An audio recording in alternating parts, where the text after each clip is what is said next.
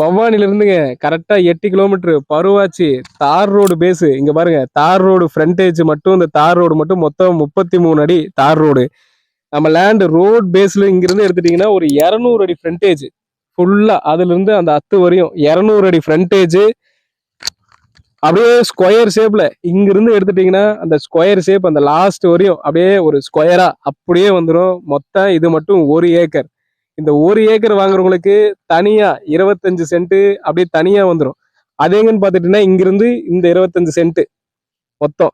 அது 25 send plus இந்த 1 ஏக்கரா 25 சென்ட். மொத்த ரேட்டே பாத்தீங்கன்னா 95 ரூபா. மொத்த ரேட்டு 95 ரூபா கேட்குறாங்க. ஃபிக்ஸ்டு கிடையாது. டைரக்டா வாங்க, ஓனர்கிட்டே உட்கார வச்சு நல்ல விலைக்கு முடிச்சு தரேன்.